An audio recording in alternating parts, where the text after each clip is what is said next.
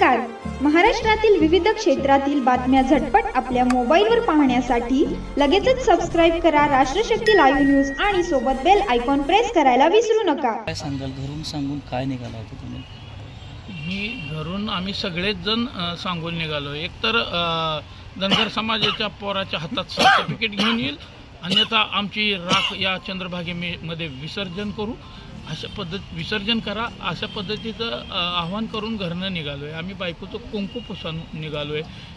अगोदर मी समाजाचा आहे, नंतर पक्षाचा आहे, अशा पद्धतीने काम करणारे आम्ही कार्यकर्ते आहोत. राज्याच्या मुख्यमंत्री आणि सरकारमधल्या सगळ्या दोन्ही उपमुख्यमंत्र्यांना जरा जनाची आणि मनाची तरी लाज ठेवली पाहिजे की तुम्ही इतर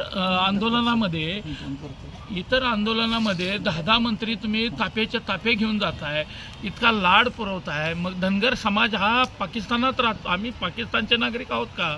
2 कोटी असलेल्या समाजाच्या मतांकडे तुम्ही लक्ष देणार आहेत का नाही? तुम्ही लवकरात लवकर हा प्रश्न मिटवा, अन्यथा या सरकारला याचे परिणाम नक्की भोगावे लागतील.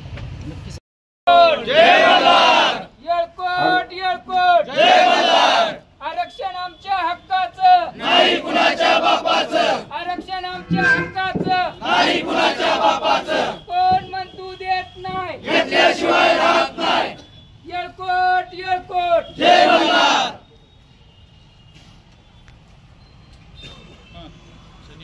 येळकोट येळकोट! जय मल्हार! आरक्षण आमच्या हक्काचं, नाही कुणाच्या बापाचं. कोण म्हणतू देत नाही, घेतल्याशिवाय राहत नाही.